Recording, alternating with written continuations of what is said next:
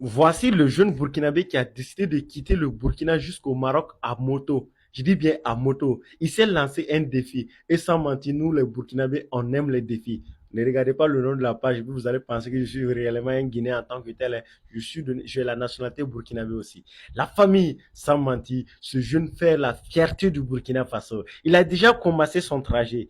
Actuellement, il est au Sénégal. C'est une ancienne vidéo, mais ce que je suis, il a déjà commencé le trajet. La famille, s'il vous plaît, regardez la vidéo jusqu'à la fin et à tout à l'heure.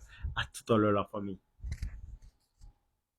C'est à cette station-service à Ouagadougou que le motard Julio Bazir prend ses marques avant de joindre le Maroc par la route. Quelques préliminaires bien avant.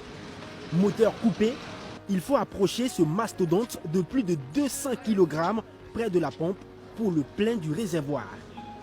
Il est déjà à fond pour ce voyage. Moi, je suis le seul à faire la route, à tout faire par la route jusqu'au Maroc. Quand j'entends un grand voyage comme ça, je n'arrive pas à dormir.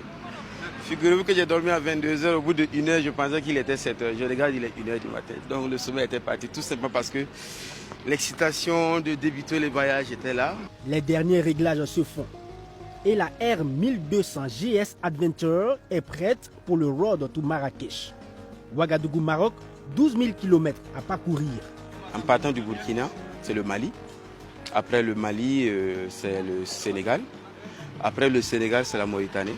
Après la Mauritanie, bon, le Sahara occidental et le Maroc en même temps. Voilà, ça ce sont les grands points. Pour les petites villes et autres, là, bon, ça c'est au fur et à mesure, on s'adapte en fonction de l'état des routes ou de l'état sécuritaire de la zone. Quand il se préparait avant ce périple, Julio était prédestiné à faire seul ce marathon. Mais il n'est pas le seul à vivre cette passion désormais. Il a été rejoint par d'autres motards, l'un venu de l'Afrique du Sud, un autre du Nigeria et un Ghanéen. Ensemble, ils feront la première étape jusqu'à Bobo Dioulasso ce mercredi. Alors on sera accompagné, je ne serai pas seul, mais à partir de Bobo, même, il y a des motards aussi qui veulent m'accompagner jusqu'à Bamako. Et de Bamako, je crois qu'il y aura des... On attend les Ivoiriens là-bas, les Ivoiriens, quelques Béninois, quelques Ghanéens aussi. On va se retrouver au Mali et puis on va converger ensemble avec les Maliens. Au fur et à mesure qu'on avance, le nombre s'agrandit et puis voilà. Road to Marrakech est bien plus qu'un simple voyage à moto. C'est une rencontre qui met